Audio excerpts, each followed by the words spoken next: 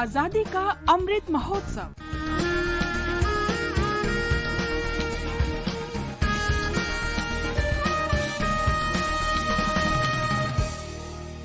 Azadi ka Safar with AIR News, Birth of a Nation.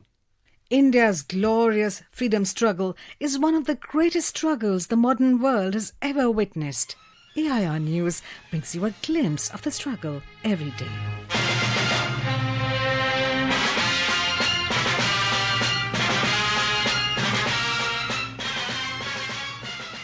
On the 10th of July 1806, the Vellore Revolution started against the British Raj. It was the first instance of a large-scale and violent uprising by Indian sepoys against the East India Company.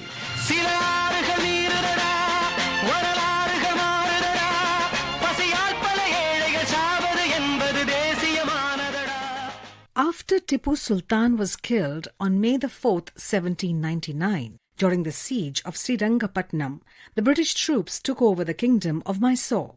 The British handed Mysore over to the Wadiyars, the former rulers of Mysore, and Tipu's children and their families were exiled to Vellore. However, this strategy soon came back to haunt them. Tipu's children, their families, and innumerable servants formed a community of Mysoreans in exile, which numbered up to 3,000 and split over a considerable area around Vellore. Tipu's family soon began conspiring to avenge the death of their father and leader.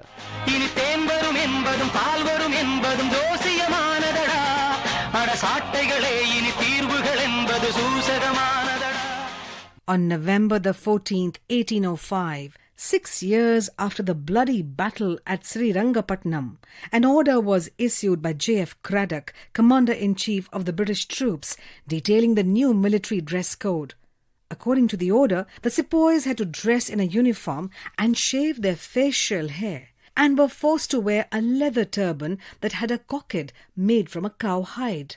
Though the order was passed to establish uniformity, the Hindu sepoys objected to wearing leather headgear. Manida, manida, ini viligal sivandal ulagam vidiyum. Vidiyil valiyum udiram muzhudum ini saridam eludum. Asayum kodigal uyarum uyarum nilavin mudugai urasum. When 21 sepoys from the 2nd Battalion, 4th Regiment, expressed their resentment, they were subjected to corporal punishment and faced public lashing at Fort St. George in Madras. On the morning of the 10th of July 1806, the sepoys attacked Vellore Fort. A massacre followed, in which more than 100 British soldiers were killed, many of them shot while they slept. The British flag was lowered by the sepoys, and Tipu's flag, given to them by Tipu's fourth son, Muizuddin, was hoisted. When a British cavalry regiment from Arcot reached the fort, it was already in possession of the activists. Soon, though most of them were killed by the British forces, and the rebellion was crushed.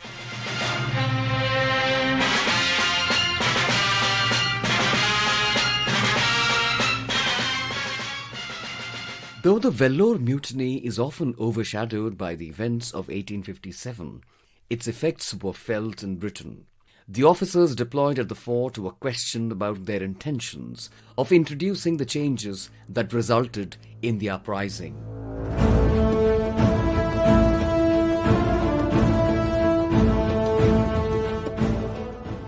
We also remember independence activist Rahman Khan, a resident of Satara, Maharashtra. Khan was initially in the English East India Company army, but left it to join the struggle for freedom from foreign rule during the uprising of 1857. He fought the British on several occasions in Satara until he was caught by the company troops in the thick of a combat. Khan was put on trial for desertion and mutiny and sentenced to be transported for life with hard labour and irons. Rahman Khan died in custody on the 10th of July 1859 in the Andaman Islands.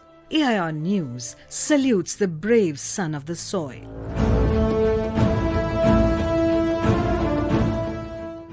That brings us to the end of this episode of Azadi Ka Safar with AIR News.